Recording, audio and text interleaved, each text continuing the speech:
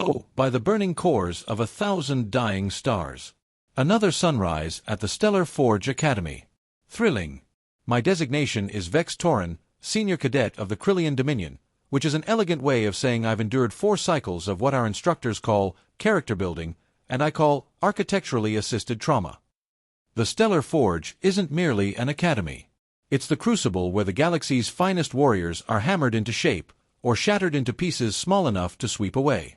Commander Drogan Vex, our head trainer, possesses 3 legs, 4 arms, 7 eyes, and a voice that has been known to crack planetary defense shields.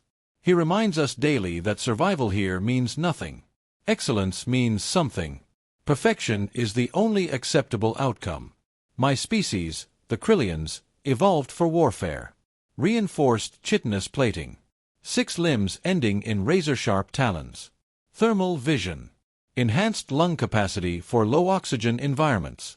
My bunkmate, a draconian named Kale Stonescale, can punch through reinforced steel. The Vespid cadets possess wings and natural venom. The Turellian cadets carry those absurdly durable shell shields that absorb pulse cannon fire. And then there are the humans. When the Forge announced its first human cadet, we flooded the galactic databases with curiosity. What we found was underwhelming. No natural armor. No claws. No venom. No flight. No thermal vision. Their gravity is so gentle they might as well have evolved on a cloud. Their teeth are decorative.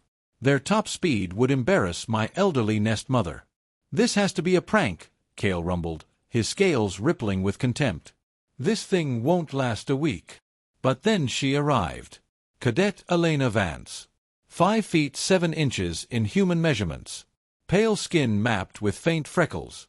Red hair pulled back in something called a braid, which resembles no actual braid of any rope I've ever seen. And eyes the color of storm clouds that never blinked when they met our stares. On introduction day, Commander Drogan asked the obvious question. Why should the Stellar Forge waste resources on a species that evolved on a death world you can't even leave without technological assistance? Elena's response was simple. Because you haven't trained a human before. You don't know what we can do. That should terrify you. We laughed. All of us. Even Commander Drogan's mandibles twitched in what passed for amusement. Terrify us? Oh, sweet fragile human. You have no idea what's waiting. Week 8 brought the gauntlet. The Forge's signature training evolution. 7 days designed to break cadets into component atoms and then reassemble them into slightly more obedient component atoms. 1 in 3 cadets fails. Another 1 in 3 finishes with permanent injuries. The rest merely wish they'd died. Welcome to the week that will define your existence, Commander Drogan announced at 0200 hours. Or end it. Behind me, Kale's scales rattled with anxiety. Even with his natural advantages, armor plating that deflects small arms fire, strength that could crush boulders, thermal vision that pierces darkness, he was nervous. Rightfully so. First challenge, the Abyss Swim. A submerged maze through pressure-sealed chambers, each one colder and darker than the last. My Krillian gills gave me an advantage. The Draconians used their massive lung capacity. The Turellians simply sealed their shells and rolled along the bottom. Elena just swam. No gills. No enhanced lungs. No special adaptations. Just steady, rhythmic strokes, finding each air pocket with seconds to spare. Her lips turned a concerning shade of violet. Her movements never faltered. She finished in the middle of the pack. Middle of the pack for a species with no business being alive, let alone competing. That's luck, Kale muttered over nutrient paste that night. The instructors are going easy on her because she's the first. I snorted through my primary nostril. Has to be. Day 3. The 0G maneuvers. Orbital simulation. This would be the end of Elena Vance's academy career. 0G combat demands momentum management, spatial awareness, and the ability to function without reference points. Even species with natural flight struggle. The exercise: navigate a debris field, disable 6 combat drones, reach extraction within 12 minutes. I was paired with Elena. Much to my irritation. Stay close, I ordered. Don't get killed. Wouldn't dream of it, she replied, her voice infuriatingly calm. We separated to engage targets. I dispatched 3 drones efficiently, using my natural gas expulsion ability to adjust trajectory. When I turned to check on Elena, she had already eliminated 2 and was closing on a 3rd. Then the debris hit. A simulated hull fragment drifted into her path as she fired her thrusters. She miscalculated. Her soft human body slammed into a bulkhead at 22 miles per hour. The crack echoed through my comms like a promise broken. "Cadet down," I called, propelling myself toward her floating form. She wasn't unconscious. She was gasping, her face a mask of controlled agony. Medical drones converged. In the med bay, Officer Plex, a gelatinous being with too many tentacles, delivered the news. 3 fractured ribs. Possibly 4.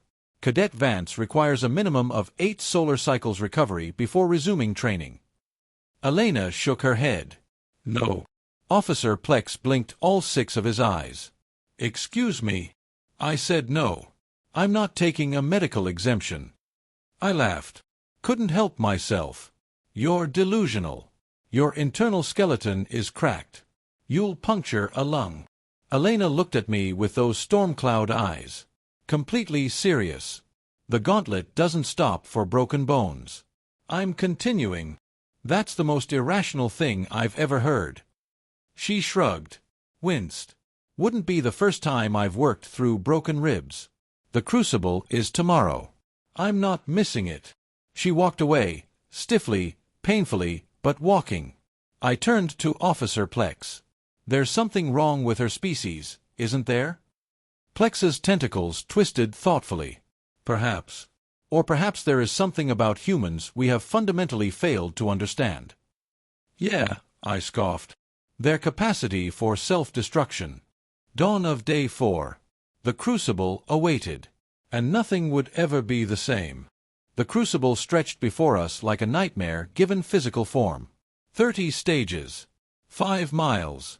Every environmental terror the Forge's simulation systems could generate. Broiling desert. Freezing tundra.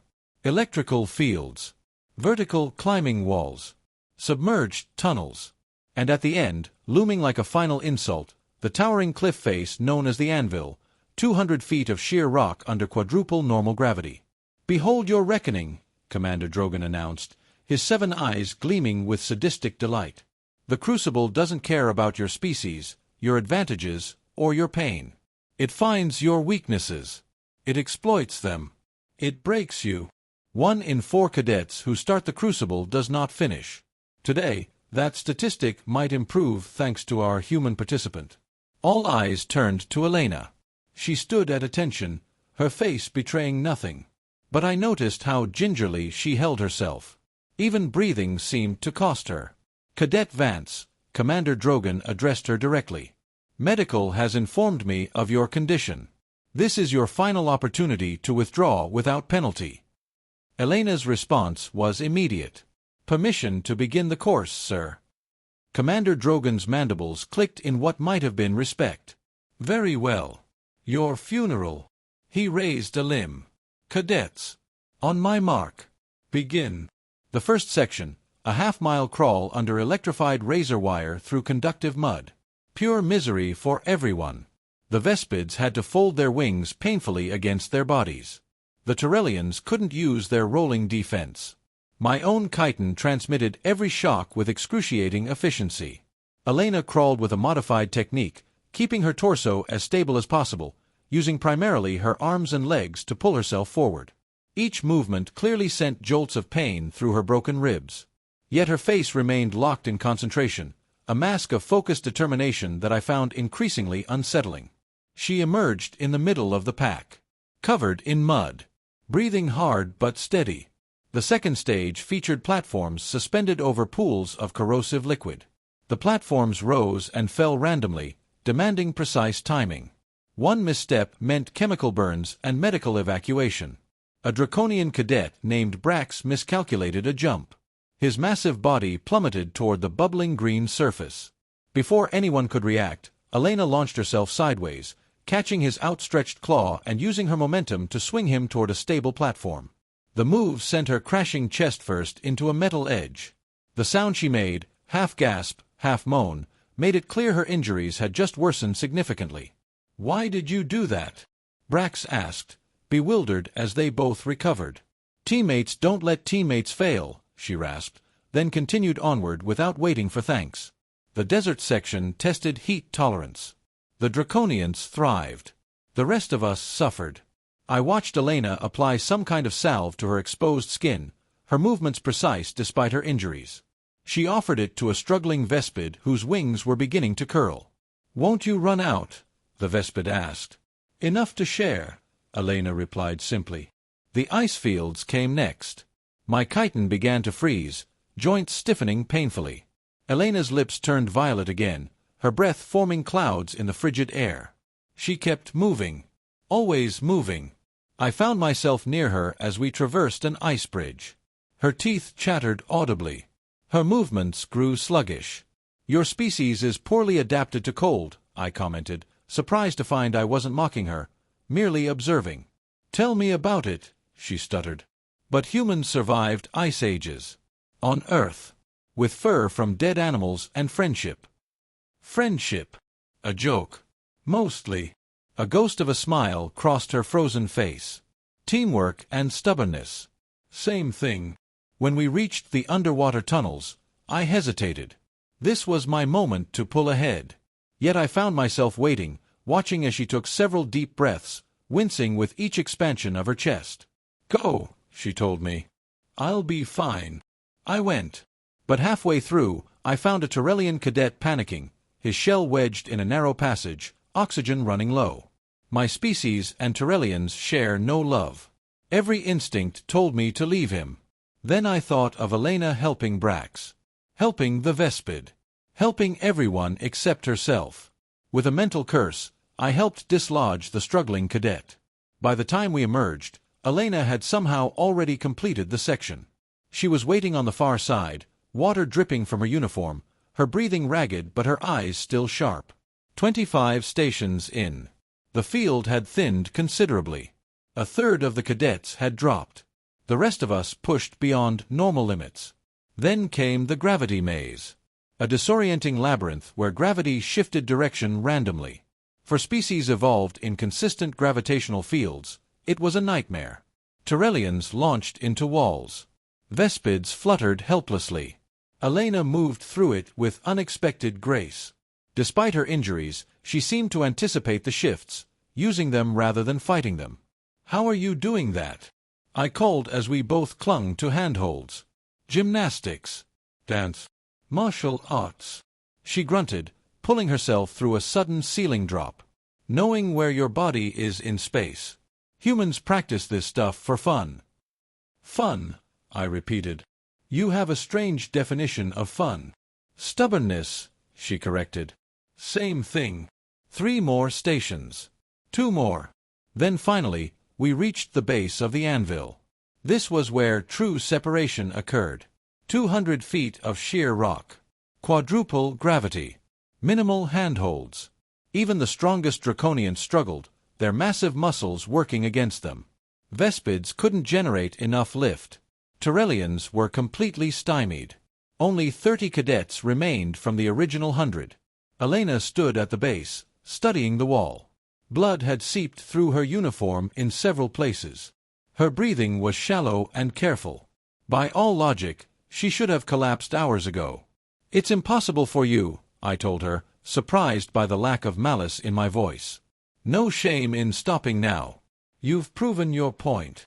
She looked at me, those storm cloud eyes somehow still burning, and said something I would never forget. "That's the difference between our species, Vex. When you say impossible, we here hasn't been done yet." Then she began to climb. She climbed not with brute force, she had none to spare. Not with natural adaptations, her species had none. Instead, Elena Vance ascended with a methodical precision that was almost beautiful to watch. Each movement calculated to use leverage rather than strength, momentum rather than power. She found microscopic cracks invisible to most species, testing each hold before committing her weight. Quadruple gravity pulled at her mercilessly. Sweat poured down her face, mixing with tears of pain she couldn't entirely suppress. Several times she slipped, catching herself with jarring impacts that must have sent agony through her broken ribs. At the halfway point, her pace slowed dramatically. Her fingers bled. Her legs trembled with exertion. A Krillian cadet named Vorn, who had already summited, called down, "Just quit, human. There's no shame in it." Elena didn't respond. She simply reached for the next handhold. 3/4 up the cliff, she paused, clinging to the rock face. Her breathing had become ragged, each inhale clearly excruciating. For a moment, I thought this was finally the limit. The point where biology overruled will. Instead, she began singing. A quiet, rhythmic chant in a language I didn't recognize. With each phrase, she moved upward. One handhold. One foothold. Another. "What is she doing?" Cale asked beside me, having just completed his own climb. I watched the human girl, bleeding, broken, utterly outclassed by every measurable metric, refuse to stop. I think it's called refusing to quit. When Elena finally pulled herself over the summit edge, the silence was absolute. Commander Drogan himself stood there, all 4 arms crossed, 7 eyes wide in what I recognized as genuine shock. Elena shakily rose to her feet. Saluted. Said simply, "Cadet Vance, course completed, sir." Then she collapsed. Medical teams swarmed before she hit the ground. Scanners wailed. Officer Plex's tentacles moved frantically. The rest of us who had completed the crucible stood in exhausted silence, watching them whisk her away. "Did she actually finish?" Brax asked, his scaled brow furrowed. "Timed at 5 hours, 12 minutes, 8 seconds, Commander Drogan confirmed, checking his datapad. Placing her 53rd out of 102 starting cadets. Solidly middle of the pack. Middle of the pack. With broken ribs. Against species with natural armor, enhanced strength, flight capabilities, and countless evolutionary advantages. The human with nothing special had finished ahead of nearly half the class. "Is she going to survive?" asked a Vespid cadet, wings buzzing nervously. Commander Drogan's mandibles clicked. "Humans are surprisingly difficult to kill. Report to the assembly hall in 2 hours." Dismissed. 2 hours later, still aching, we filed into the assembly hall. Officer Plex floated beside Commander Drogan, his gelatinous body pulsing with agitation. "The human cadet sustained not 3 but 5 broken ribs," Plex announced. 2 from the initial 0G collision. 3 more during the crucible. Additionally, hairline fracture of the left ulna, torn ligaments in both shoulders, severe muscle strain throughout her locomotor system, mild concussion, second-degree burns on 11% of her epidermis, and moderate hypothermia. A shocked murmur rippled through our ranks. Furthermore, Plex continued, his tentacles twisting in disbelief, scans revealed evidence of previous injuries long since healed. Multiple formerly broken bones. Scar tissue. Joint damage consistent with years of what humans call contact sports and extreme athletics. This particular human has apparently been breaking and mending her own body as regular recreational practice since juvenile stages. Commander Drogan stepped forward. "Thank you, Officer Plex. Cadet Vance will make a full recovery and rejoin training in approximately 2 weeks." 2 weeks? Someone gasped. "With all those injuries?" "Apparently, this is normal healing time for humans," Plex replied, clearly still processing this information himself. Commander Drogan surveyed us with all 7 eyes. "Today, you witnessed something extraordinary. Not because Cadet Vance did something no other species could do. Many of you performed better on the crucible. What was extraordinary was that she completed it despite having no natural advantages whatsoever. In fact, she completed it while severely injured." He began to pace the stage. "Each species brings unique strengths. Draconians bring strength. Vespids bring flight. Tyrellians bring defense. Krillians bring adaptability. But humans," he paused dramatically, "humans come from a deceptively average world. Medium gravity. Moderate temperatures. Unremarkable atmosphere. Yet somehow, this produced one of the strangest species we've encountered." A hologram of Earth appeared behind him. While most species evolved one primary advantage, humans took a different path. No claws. No armor. No venom. No extraordinary strength or speed. Instead, they developed something potentially more valuable: adaptability. Humans evolved as persistent predators. They chased prey that was faster, stronger, and better armed, until it collapsed from exhaustion. Not because humans were superior in any specific way, but because they simply would not stop. Another holographic shift showed humans in diverse environments: Arctic tundra, scorching deserts, deep oceans, thin mountain air. Their planet underwent rapid climate changes that should have caused extinction. Humans adapted. Too cold? They invented clothing. Too hot? They developed cooling techniques. Dangerous predators? They crafted weapons. Their bodies evolved to endure pain, resist fatigue, and solve problems. He shut off the hologram. The lesson is not that humans are superior. They are not. The lesson is that strength comes in many forms. Sometimes it looks like a draconian lifting a boulder. Sometimes it looks like a Vespid performing aerial maneuvers. And sometimes, his voice softened, it looks like a human with broken ribs refusing to quit. He surveyed us with something almost like pride. Remember this day. Remember that appearances can be deceiving. And remember that the most dangerous opponent isn't always the one with the biggest claws or the thickest armor. Sometimes it's the one who simply doesn't know when to give up. I looked at the empty space where Elena Vance had collapsed. For the first time in my 4 cycles at the Stellar Forge, I felt something unexpected: respect. 3 weeks later, Elena Vance returned to training. Not 2 weeks as predicted.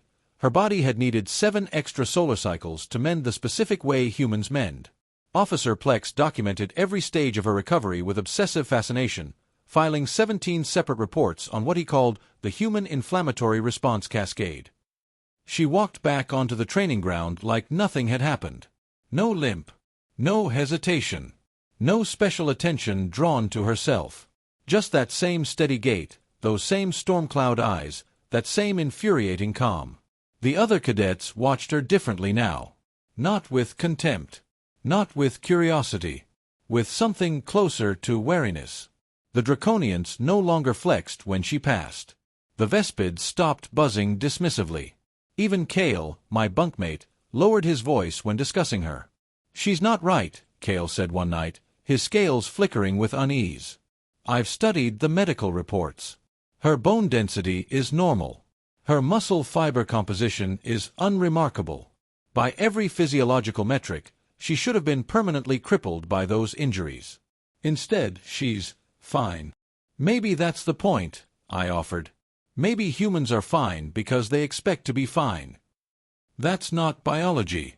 That's insanity." I didn't disagree. But I also didn't dismiss it. The next phase of training was called the Shattering. Commander Drogon's personal invention. A live combat simulation against automated drones programmed with the tactical profiles of 12 different species. The catch: the drones adapted. Each time you defeated one, the next remembered your strategy and evolved a counter. No cadet had ever achieved a perfect run. The record stood at 11 drones eliminated before failure. That record belonged to a Draconian named General Tharn, now a decorated fleet commander, and had stood for 17 cycles. "The Shattering isn't about strength," Commander Drogon announced as we stood in formation before the simulation chamber. "It's about creativity. About unlearning what works and finding what might work next. About accepting that your advantages will become your disadvantages the moment you rely on them."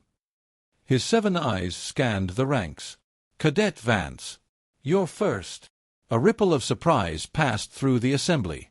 First position was usually given to the strongest cadet, a Draconian or Krillian who could absorb the early drones while slower species studied their patterns.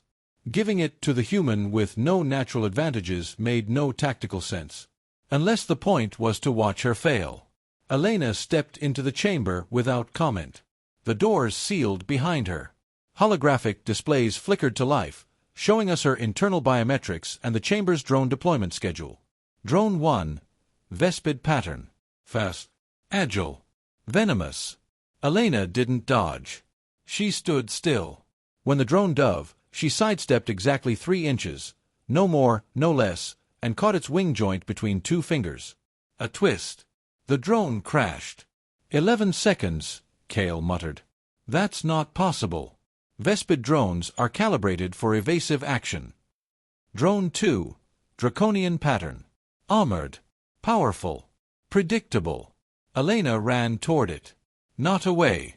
The drone swung its armored fist. She dropped into a slide between its legs, came up behind it, and planted something small on its back. The drone seized. Shut down. What did she attach? I asked. Kale's scales rattled. A piece of the first drone. She's using their own parts as weapons. Drone 3. Krillian pattern. My species. 6 limbs. Razor talons. Thermal vision. The drone lunged with familiar precision. Elena didn't try to match its speed. Instead, she closed her eyes. Thermal vision became useless. She moved by sound alone, footsteps, whirring joints, the hiss of hydraulic tendons.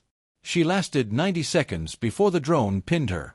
But 90 seconds was longer than any non-Krillian had ever lasted against a Krillian pattern. By Drone 7, her uniform was torn. By Drone 9, blood dripped from her lip.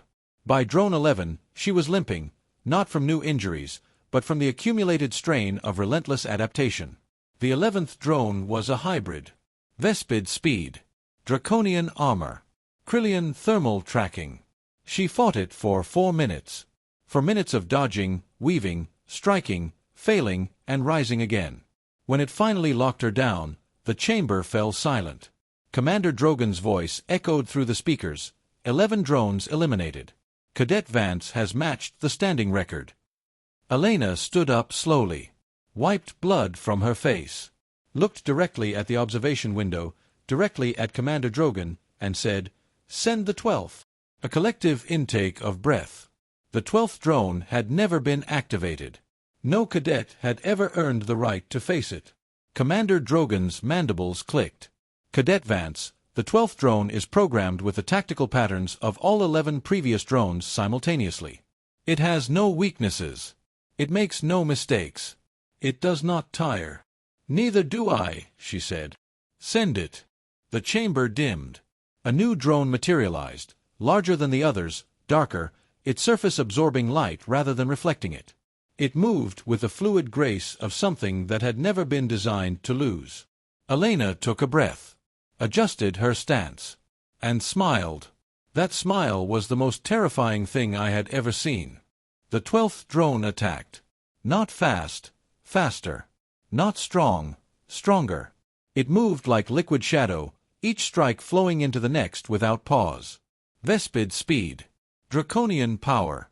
Krillian precision. All 11 patterns woven into something seamless and merciless.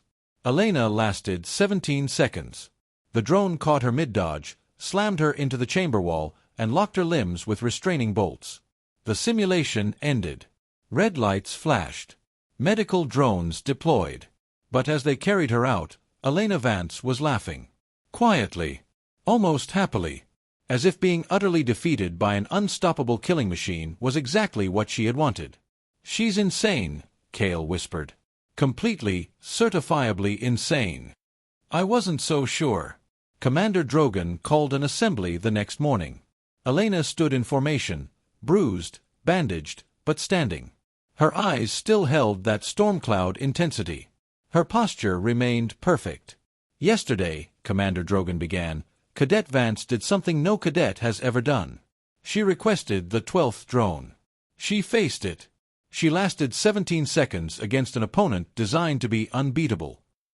He paused, his 7 eyes sweeping across us. 17 seconds does not sound impressive to most species. But consider this. The 12th drone has a documented kill rate of 100% against Special Forces operatives. The average engagement lasts 4 seconds. Cadet Vance lasted more than 4 times that long. With broken ribs. With a concussion. With injuries that should have rendered her combat ineffective.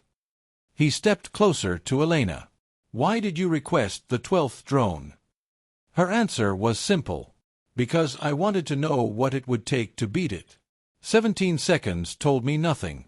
I'd need at least 2 minutes to properly analyze its movement patterns. Maybe 3. But you lost. I learned. She met his gaze without flinching. Losing and learning are the same thing where I come from. Another ripple through the assembly. Commander Drogon's mandibles clicked thoughtfully. Then he did something unprecedented. He laughed. A deep, rumbling sound that vibrated through the deck plates. "Attention, all cadets," he announced. "The shattering simulation will be modified effective immediately. The 12th drone will become standard curriculum for all senior cadets. And Cadet Vance," he turned to face her fully, "you will develop the training protocol for defeating it." The silence that followed could have swallowed a star. Graduation arrived 3 months later.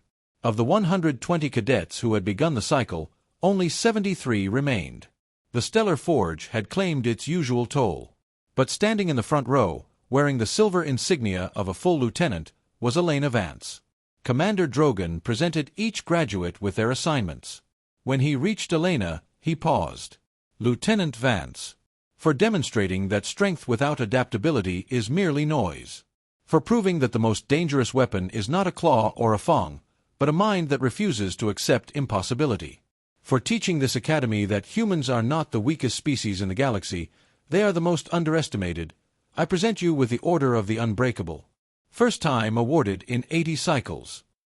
Elena accepted the medal without tears, without a speech, without any of the theatrical emotion we had come to expect from other species. She simply nodded, saluted, and said, "Thank you, sir. I'll earn it again tomorrow." After the ceremony, I found her standing alone on the observation deck, watching the distant stars. I hesitated before approaching. We were not friends. Krillians and humans did not bond. But we were something else. Something I didn't have a word for. "Lieutenant Vance," I said. "Vex." She didn't turn around. "You're assigned to Frontier Command." "That's impressive." "So are you. Cultural liaison and tactical advisor. They're putting you in charge of training entire battalions. Someone has to teach them how to lose." She finally looked at me, that ghost of a smile on her face. "Losing is how you learn to win." I considered this. "Is that why you smiled at the 12th drone? Because you were losing?" I smiled because I finally found something that might be worth fighting. She turned back to the stars. "The galaxy is full of species with claws and armor and venom. But none of them know how to get back up after they've been knocked down." "Not really. That's what humans are for. We're the ones who stand back up." I stood beside her for a long moment, watching the same stars, wondering what the galaxy would look like in 20 cycles, when the first human fleets launched, when the first human generals commanded, when the first human soldiers showed every other species what unbreakable actually meant. "I'm glad you came to the academy," I said finally. She laughed. 6 months ago, you thought I was a joke. 6 months ago, I didn't know what a joke was." I clicked my mandibles. "Now I know. Jokes are what species tell themselves to feel superior. Humans don't need jokes. Humans just need a reason to keep going." Elena Vance nodded. Then she walked back inside to celebrate with the cadets who had once mocked her fragility. I stayed on the observation deck a little longer. The stars looked different now. Smaller. Less intimidating. Because somewhere out there, a human with storm cloud eyes was getting ready to show the entire galaxy what impossible really meant. And for the first time in my 4 cycles at the Stellar Forge, I felt something I had never expected to feel. Hope. 1 year after graduation. The Frontier Command Base on Kalar, 7 bustles with activity. Draconians, Vespids, Torellians, Krillians, and a growing number of humans moving through corridors designed for species that were never supposed to work together. I am Lieutenant Vex Torin, Senior Tactical Officer. And I am no longer the only Krillian who has learned to appreciate the strange, stubborn, wonderful species from the death world called Earth. Lieutenant Commander Elena Vance stands at the front of Training Bay 4, addressing a new class of cadets. Fresh faces. Fresh arrogance. Fresh assumptions about humans that will be corrected within the first month. "The Stellar Forge prepared you for war," she tells them, her voice carrying that same infuriating calm. "I'm here to prepare you for survival." They're not the same thing. A Draconian cadet, young, strong, exactly as I once was, scoffs audibly. "What can a human teach us about survival?" You have no natural weapons. No armor. No legs, Elena interrupts, and the room falls silent. No arms. No eyes. No lungs. I could lose every natural advantage I was born with and still be exactly as dangerous as I am right now. Because humans don't fight with our bodies. We fight with our refusal to stop. She walks to a holographic display and pulls up footage. The crucible. The shattering. The 12th drone. My own face, watching from the observation deck, eyes wide with disbelief. Your instructors told you that strength comes in many forms, Elena continues. They showed you a human with broken ribs finishing the gauntlet. They showed you a human laughing while being destroyed by an unbeatable opponent. But they didn't show you the truth. She pauses. Lets the silence stretch. The truth is that every human who enters the Stellar Forge is terrified. We know we're weaker. We know we're slower. We know we have no business being here. And we come anyway. Because fear isn't a reason to quit. Fear is a reason to prepare. The young Draconian shifts uncomfortably. I recognize that shift. That's the moment when certainty begins to crack. Here's what you're going to learn in this course, Elena says, pulling up a list of training modules. Pain tolerance. Humans are not immune to pain. We simply learned that pain means you're still alive, and being alive means you can still fight. Fatigue management. Humans evolved as persistence predators. We can outlast almost any species on the planet not through speed, but through stubbornness. Teamwork. Humans are pathologically helpful because we learned that alone, we die. Together, we thrive. She turns off the display. Faces the cadets directly. And the most important lesson, losing is not failure. Losing is data. Every time you fall, you learn something about the ground. Every time you fail, you learn something about yourself. The galaxy is full of species that never lose because they never try anything difficult. Humans try everything. We fail constantly. And then we get back up. Another pause. Then, softly, any questions? The young Draconian raises his claw. Is it true that you planned your own capture? During the war games. Elena's storm-cloud eyes find mine across the room. She smiles, that same terrifying, wonderful smile. Let's just say I'm very good at turning bad situations into learning opportunities. Later that evening, Elena and I walk the observation deck together. The twin suns of Kalar, 7 are setting, painting the sky in shades of orange and purple that no hologram could replicate. Remember when you thought I was a joke? She asks. I remember when I thought your species was a joke.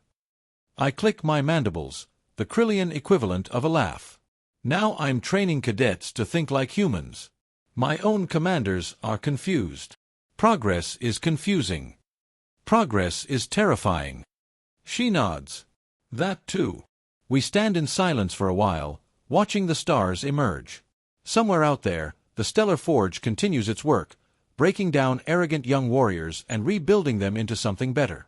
Somewhere out there, new humans are arriving, ready to prove themselves. Somewhere out there, the galaxy is slowly learning what we already know. Vex, Elena says finally. Thank you. For what? For not leaving me behind in that underwater tunnel. For helping that Tyrellian. For watching my back when no one else would. I consider this. I learned from watching you. You helped everyone. Even the ones who mocked you. Someone taught me that strength comes in many forms. She glances at me sideways. Maybe it was you. I don't know how to respond to that. Krillians aren't built for sentiment. But I stand a little straighter. And when I look at the stars, they seem a little brighter. The story of the Stellar Forge is not about a human who completed an impossible course with broken ribs. It's not about medals or records or any of the things that empires use to measure success. It's about a room full of elite alien predators who looked at a fragile, soft-skinned creature from a backwater planet and saw weakness. And then she showed them what strength really looks like. Final log. Lieutenant Vex Torin. Frontier Command. Still learning. Still grateful. Still watching the stars with new eyes.